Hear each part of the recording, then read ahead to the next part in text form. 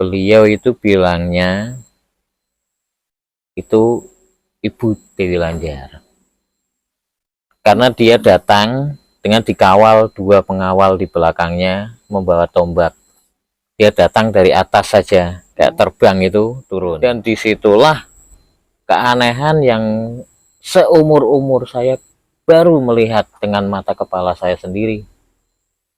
Di situ kepala saya dipenggal, saya melihat ini kepala saya, ini badan saya terpisah. Assalamualaikum warahmatullahi wabarakatuh. Kembali lagi di channel Lintang Misteri dengan saya Gus Midin. Bagi teman-teman Lintang Misteri yang saya muliakan, semoga kalian sehat selalu, murah rezeki dan panjang umur dimanapun kalian berada dari Sabang sampai Merauke. Nah, kesempatan kali ini Lintang Misteri kedatangan narasumber namanya Mas Suroso. Mas Suroso ini akan menceritakan pengalaman mistisnya pernah melakukan ritual pesugihan Dewi Lanjar, penguasa Laut Utara yang berada di selamaran kota Pekalongan. Oke, yang penasaran ceritanya kita sapa dulu dong beliau narasumbernya nih, namanya Mas Suroso. Apa kabar Mas? Sehat? Alhamdulillah. Semangat ya? Semangat. Semangat ya. Untuk aktivitas sekarang apa Mas di rumah Mas? Masih serabutan aja sih. Serabutan itu berarti yang penting halal ya Mas ya. Jangan sampai melakukan lagi nih. Iya, Udah siap Mas? Iya, udah siap belum? Siap. Nah, alhamdulillah narasumber sudah siap ingin menceritakan pengalaman mistisnya. Jangan skip biar teman-teman bisa mengambil hikmahnya atau mengambil pelajaran kita semua. Jadi yang namanya pesugihan itu kan nggak barokah, nggak halal, itu pasti. Tak perlu lama-lama lagi. Lintang Misteri antara Rakyat dan Jagat mereka ada.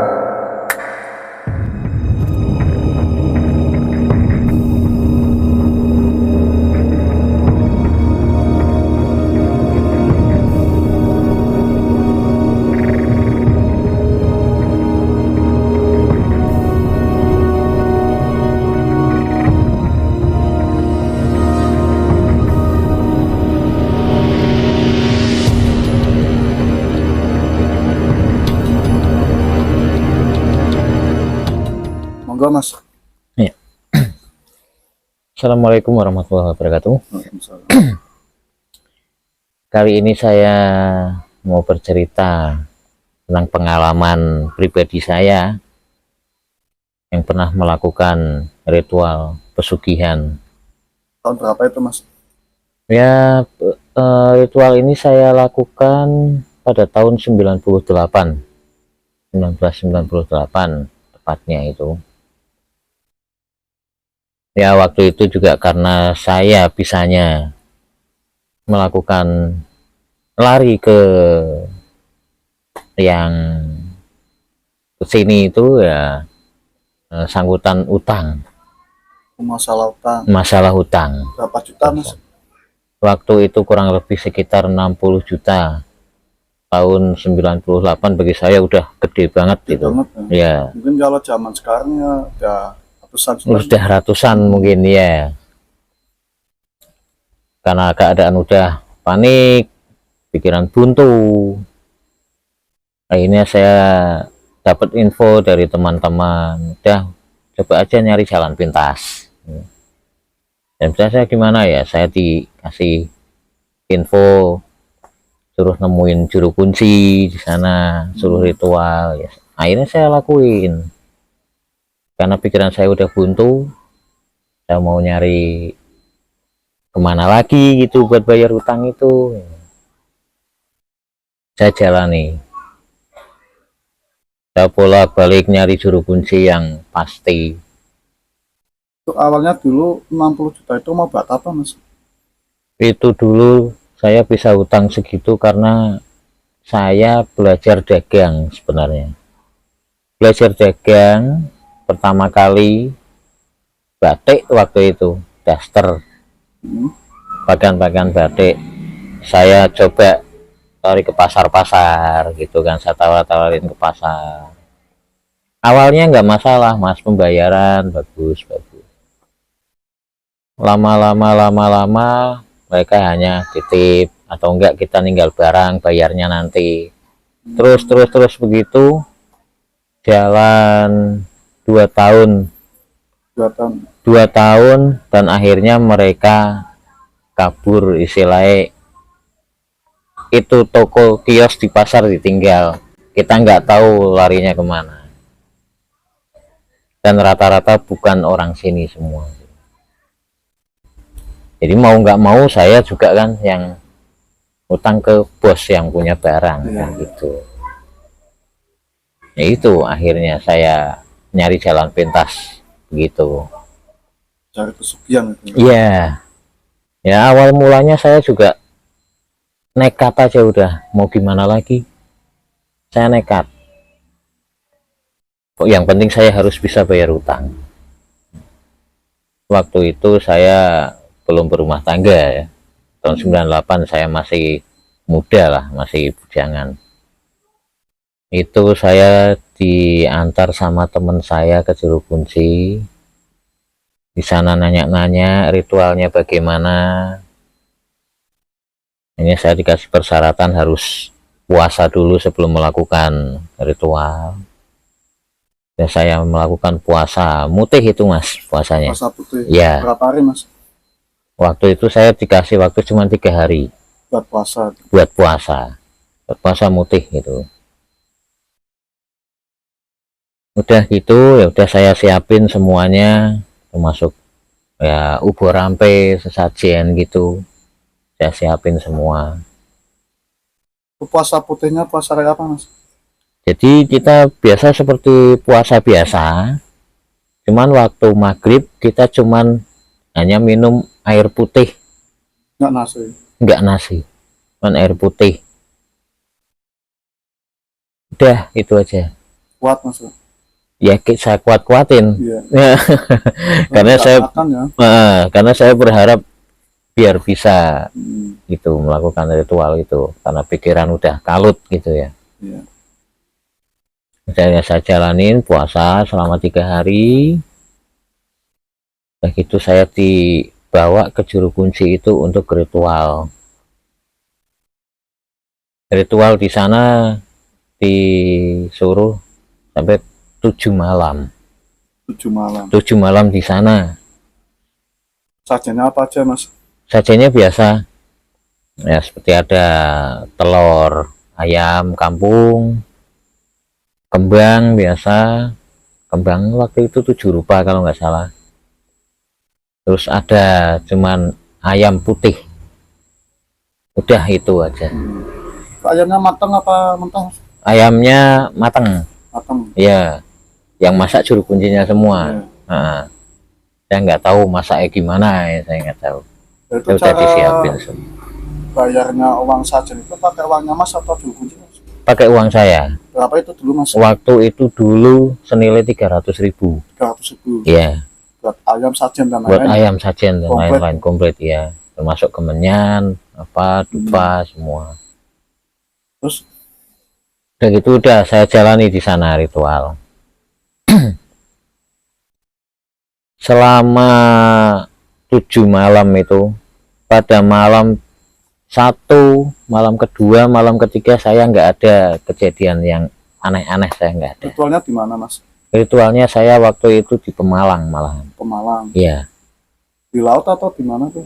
Ya di persawahan. Persawahan dekat laut. Dekat laut. Iya. Jadi kita kelihatan laut itu kelihatan, tapi itu di sawah, tengah-tengah sawah itu semacam ada gundukan tanah. Iya. Nah, ada gundukan tanah, ada gubuk yang untuk ritual di situ. Khusus berarti. Khusus, iya. Karena di situ udah ada tempatnya yang buat naruh kemenyan apa gitu, udah disiapin semua. Dan kemungkinan sih kayaknya kalau saya perhatiin bukan cuma saya yang ke situ, soalnya ada bekas-bekas kemenyan itu udah banyak. Jadi pada waktu malam pertama, malam kedua, malam ketiga nggak ada kejadian apa-apa. Saya nggak merasakan keanehan-keanehan gitu. Ada angin datang tuh? Ya paling kalau angin sih biasa gitu. Kalau saya juga berpikirnya mungkin karena di sawah gitu angin ya biasa gitu. Nah waktu malam keempat itu baru saya ditemuin wanita cantik, dia pakai selendang kuning yang pertama nemuin saya. Dia nanya-nanya ke saya, keperluannya apa. Ya saya jawab, saya keperluannya ke sini itu cuman mau minta uang. To the point aja saya mau minta uang. Lah untuk apa? Untuk bayar hutang. Udah cukup segitu, dia pergi. Di malam keempat, udah nggak ada yang nemuin lagi. Pakaian apa Mas Fatima itu Mas? Pakaiannya kayak semacam pakaian dayang-dayang kerajaan itu. Dia ada selendangnya kuning di sini, panjang, Cantik nih. cantik banget, Wangi Mas. wangi banget. Kalau saya rasa sampai sekarang umur saya segini belum pernah ngelihat wanita cantik itu. Nggak nanya itu siapa Mas? Waktu itu saya nggak nanya, Nggak nanya, cuma nggak nanya. Mas yang tanyain. Iya, udah gitu dia langsung pergi. Malam berikutnya, besok malamnya saya didatengin lagi, tapi yang datang ke saya itu berwujud ular. Ular. Iya, ular itu gede. Yang satu ularnya gede banget, warnanya hijau. Pengikutnya itu ular kecil-kecil banyak banget, yang warnanya hitam, ada garis-garisnya kuning gitu. Itu banyak banget yang hitam-hitam, garis-garis kuning. Iya, kayaknya ular weling gitu. Itu banyak, tapi yang satu itu gede banget, hijau ularnya. Dia berapa itu Mas?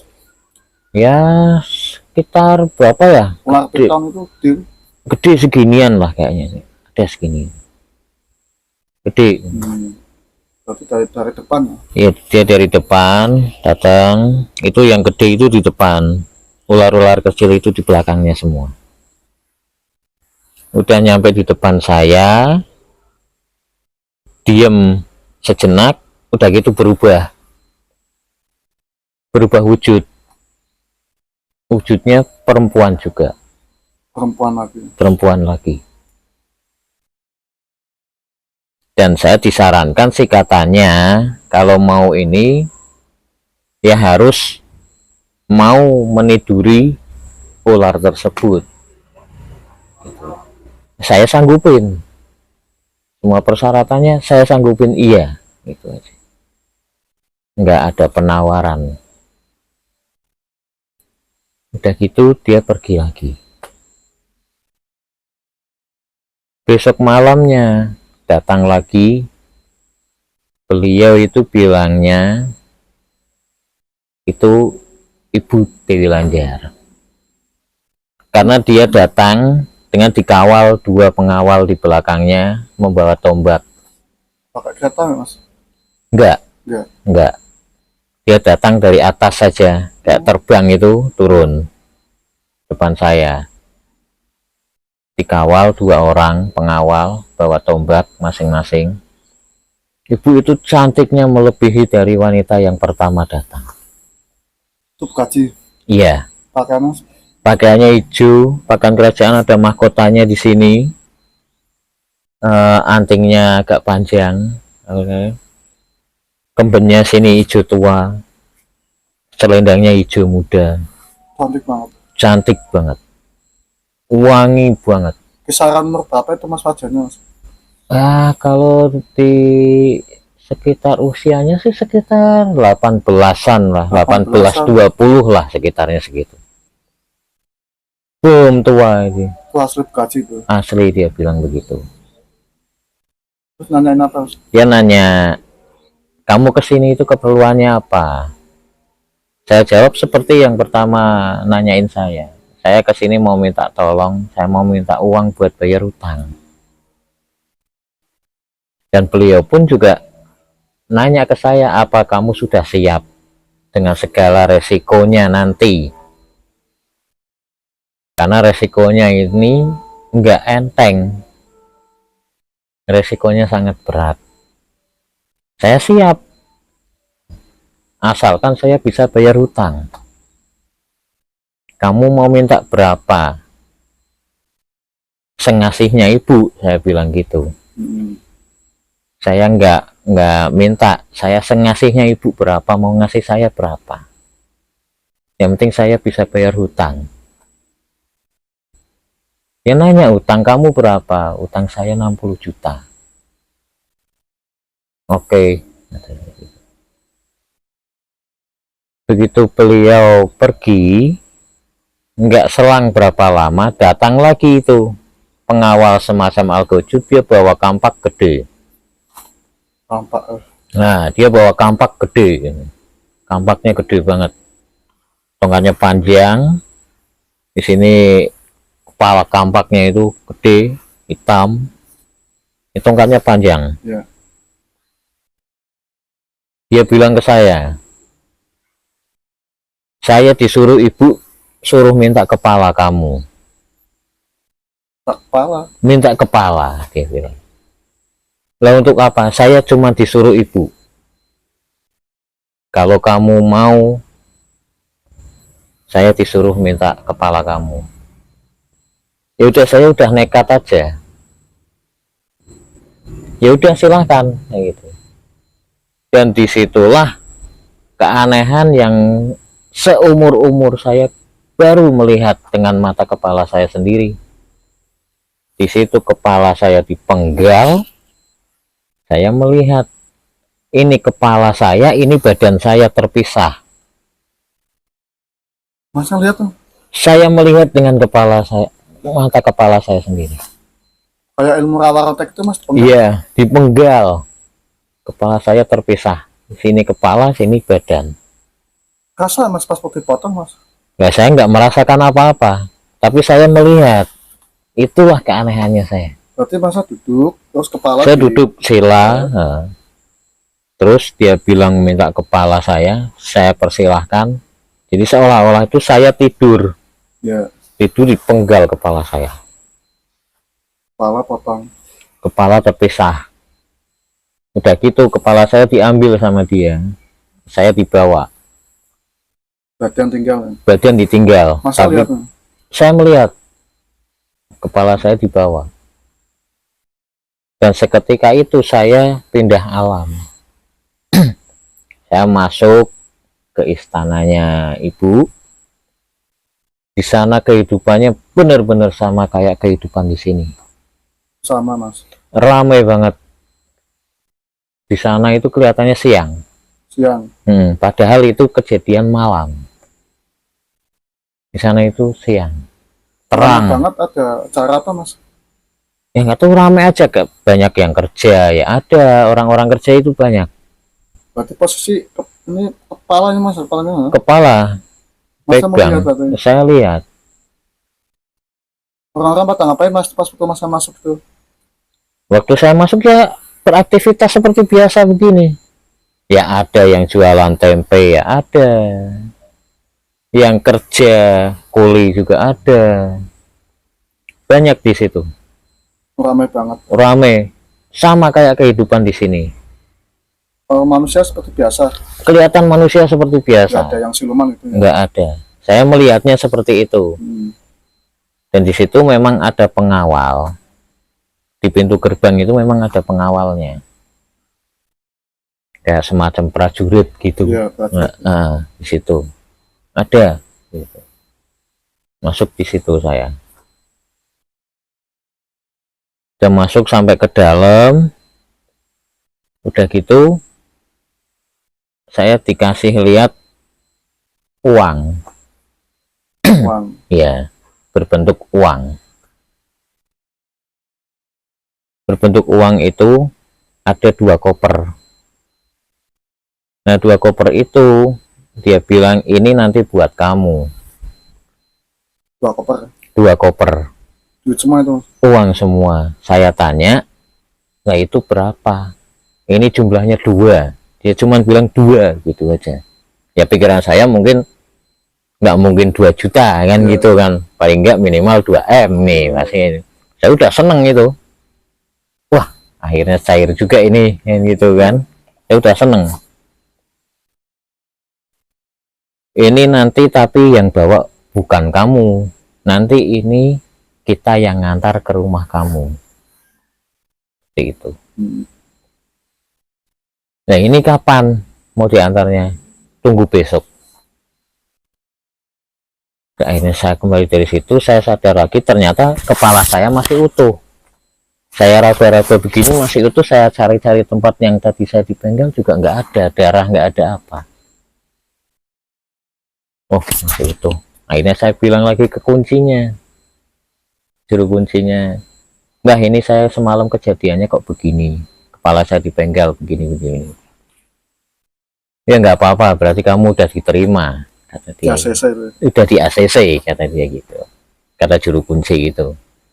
Oh ya syukurlah, saya kan gitu. Nah, kejadian saya disuruh nunggu besoknya itu malam terakhir. Malam terakhir itu yang bikin saya akhirnya gagal itu. Gagal, pesugihan yang gagal judulnya ini. Malam terakhir itu juru kunci sudah bilang, "Kamu jangan sampai keluar dari lingkaran gubuk ini. Apapun yang terjadi, kamu harus tetap di dalam gubuk ini. Jangan sampai keluar." Saya sudah dikasih peringatan seperti itu. "Iya Mbah," kayak gitu. Ternyata malam itu kejadiannya gubuk itu terbakar, Mas. Terbakar. Ya, saya juga ngerasain panasnya api kayak gimana. Wah, wis panas banget. Ini pasti mateng ini badan saya. Kosong. Kosong ya, mati ini saya. Dan dari luar saya dengar suara juru kunci manggil saya. "Mas, keluar Mas, itu gubuk kebakaran beneran. Itu bukan godaan, itu bukan cobaan. Keluar kamu daripada nanti kamu mati di situ. Ini kebakaran beneran. Itu bukan bohongan itu." Seketika saya dengar suara juru kunci seperti itu, saya loncat. Saya loncat keluar dari gubuk. Begitu saya keluar dari gubuk, saya lihat gubuk itu masih utuh, Mas, nggak kebakar, nggak apa-apa. Masih utuh. Masih utuh, berdiri, nggak terbakar, nggak ada api secuil pun. Udara juga dingin di luar. Betul. Tadi juru kunci kan tak ngomong itu kan terbakar beneran. Iya. Tapi masa loncat masuk. Saya loncat, saya ngelihat gubuk masih berdiri utuh. Ternyata itu mungkin ujian saya yang terakhir. Iya. Antara kuat atau tidak. Tapi di dalam gubuk itu tadi saya ngerasain panasnya kayak apa. Kulit kita kebakar api, kayak apa, panas banget. Juru kunci teriak. Dengar suara juru kunci teriak. Suaranya sama dengan suara juru kunci itu. Terus masa lompat juru kunci ada nggak? Nggak ada. Juru kunci nggak ada di situ. Antara gubuk yang tempat saya tempat ritual sama rumahnya juru kunci itu jaraknya lumayan jauh, 50 meteran ada. Gubuk masih utuh ya? Gubuk masih utuh, berdiri, nggak ada api, nggak ada apa. Terus pulang tuh. Udah gitu saya pulang ke tempat juru kuncinya. Saya bilang, "Mbah, barusan sampean manggil apa? Orang saya juga di sini di rumah dari tadi. Lah itu gubuk katanya kebakaran, aku juga panas. Gubuk masih utuh, nggak ada apa-apa," kata juru kunci itu. Tapi masa pas waktu di dalam ada kobaran api nggak? Wah, api gede banget. Gede banget. Gede banget. Kobaran api jelas kelihatan banget. Merah api udah. Wah, kita aja udah panas banget. Ketika saya lompat keluar dari gubuk, ternyata gubuk masih berdiri utuh. Ujian terakhir. Ujian terakhir ternyata. Saya bilang sama juru kuncinya juga kecewa. "Aduh kamu, padahal itu cuman malam terakhir ini kamu kan udah di ACC ke sana. Kamu juga udah ngelihat uangnya." Nggak bisa diulangi Mas? nggak tahu saya, tapi saya udah nggak berani lagi, Nggak udah berani. nggak berani. Panas banget mas. Panas banget. Panas ya, masa lompat terus lihat. Itu dia, itu keanehan, bener-bener keanehan itu. Baru ngalamin saya, karena saya nggak berani ngulangin ke jalan pintas lagi, karena saya ngerasain setelah itu kehidupan saya malah tambah amburadul, tambah kacau. Berarti cuma sekali itu mas pengalaman ya? Sekali itu Tapi gagal ya? gagal. Terus masa mas waktu ditemui waktu ular ya? Ular itu terus berwujud wanita cantik, Iya, pakaiannya juga sama mas, pakainya sama, dia pakainya biru. biru. Iya, Yang pertama apa tadi mas? yang pertama kuning. Ya, Yang pertama kuning, terus yang kedua itu yang ular itu ya, pakainya biru. biru. Terus ibu sendiri itu pakainya hijau. Hijau ya, Iya. gaji itu. Iya. Tapi beliau ngomong nggak mas untuk dilanjar itu? Ngomong. Ngomong sama saya. Ada pengawal juga pakai tombak tuh. Bawa tombak masing-masing. Ini bawa tombak, sini bawa tombak. Bawa mas yang jaga mas. Iya. Badannya gede-gede, keker. Gede. Iya. Kacan itu. Iya, pakaiannya sama kayak zaman kerajaan gitu. Orang ibu haji aja sendiri ini kan pakai mahkota ya. Sini rambutnya ada sanggulnya. Di sini juga kalungnya gede. Cantik nah pokoknya. Kalungnya emas mungkin lah. Emas semua, saya ngelihat itu emas semua. Terus mas penggal nggak kasar mas? Saya nggak ngerasain, tapi saya melihat. Jadi dua itu. Iya, kepala sama badan saya terpisah. Terus dibawa terbang itu kan? Dibawa sana. Pas waktu dibawa terbang masa melihat di atas itu? Saya melihatnya langsung dibawa begini. Iya. Tiba-tiba saya ngelihatnya udah di istananya dia. Masuk gerbangnya. Istananya mewah mas? Mewah. Bangunannya ya sama kayak bangunan sini, bagus-bagus. Rumah itu? Rumah-rumah biasa, bagus, nggak ada istilahnya apa namanya yang pakai pagar gitu zaman dulu, nggak ada. Bagus-bagus. Terus masa melihat uang di hadapan gaji tuh? Iya. Itu di dalam istana? Di dalam istana. Dalam istana di ruangan apa itu saya kurang tahu, di dalam ruangan. Dan di situ pun ada meja panjang. Oh panjang. Ada meja panjang. Di situ lengkap makanan buah-buahan ada di situ. Uang di depan gaji. Iya, di depan gaji di atas meja itu. Kasih 2 koper. Ada berapa sosok mas waktu ada uang itu? Waktu ada uang itu cuman ada Bu Haji, pengawalnya itu 2, sama yang perempuan tadi itu 2. Tapi masa posisinya mas kepalanya? Masih kepala. Masih ditenteng sama itu algojo ya. Kapak itu. Iya, yang pakai kapak gitu.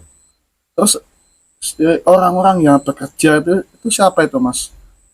Ya saya nggak nanya itu. Nggak nanya saya. Banyak banget. Banyak yang kerjanya banyak.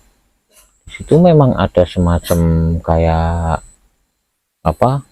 Kayak pabrik gitu ya. Pabrik ya. Nah, ada itu kayak pabrik. Ya kayak kalau saya lihat itu di sini juga kan namanya Pekalongan Kota Batik ya. Itu juga bikin batik ada. Iya. Jadi satu mas?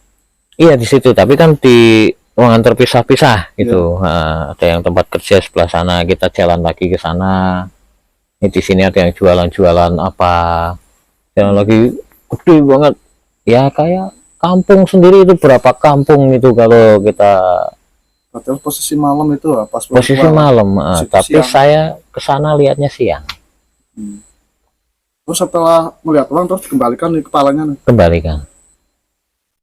Kembalikannya saya nggak tahu ngembalikannya bagaimana, tapi tiba-tiba saya sadar, saya pegang leher saya, kok masih utuh semua gitu. Masih utuh. Oh ya, saya bisa nengok sana misalnya, kok masih utuh kan gitu. Jadi itu berarti posisi digubuk itu mas? Gubuknya kecil ya, paling ukuran berapa itu, 1,5 kali 2 kayaknya, kecil. Depan ada sajen. Depan ada tempat sajen, terus ini apa namanya ya, yang buat dupa itu, nancepin dupa. Dan tiap malam kan saya itu bakar dupa itu, sekali bakar kan 2, dan itu nggak boleh putus, kalau udah mau habis bakar lagi, taruh lagi. 7 malam tuh. 7 malam. 7 malam yang 3 malam atau 4 malam tuh nggak ada godaan itu. 3 malam. 3 malam. 3 malam nggak ada godaan. Sampai subuh kan Mas, atau Sampai subuh. Sampai subuh. Iya. Tapi suara-suara ada kuntilanak atau suara-suara lain, Kalau suara itu ya pasti ada. Masih ada. Ada. Suara kuntilanak ada. Suara ketawa, orang ketawa. Saya nggak tahu itu entah kuntilanak atau apa, saya nggak tahu, tapi ada suara ketawa. Cewek atau sama Mas? Ya kalau lengkingannya sih kayak suara cewek sih. Tapi nggak ada wujudnya. Nggak ada wujudnya, cuman yang suara mendesis kayak ular gitu sering. Tapi sendiri, saya nggak lihat sendiri. Nggak boleh ditemani. Ada takut tak Mas? Terus terang pertama ada. Takut ya? Iya, pertama terus terang ada. Apalagi yang waktu ditemuin ular gede itu. Saya mungkin kalau bisa ngelihat muka saya sendiri mungkin pucat kayaknya. Saking takutnya ular segede itu. Daerah Pemalang ya? Iya, waktu itu Pemalangnya Gudang Balok. Yang diantar lewat temen ya? Lewat teman. Tapi temennya pernah ngelakuin nggak Mas? Temennya nggak pernah ngelakuin.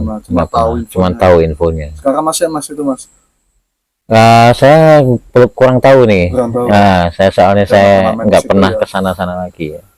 Lah nasib utangnya gimana Mas itu Mas? Nasib utangnya akhirnya tetap saya cicil akhirnya. Cicil? Iya, nyicil juga dengan cara udah ini saya pasrah.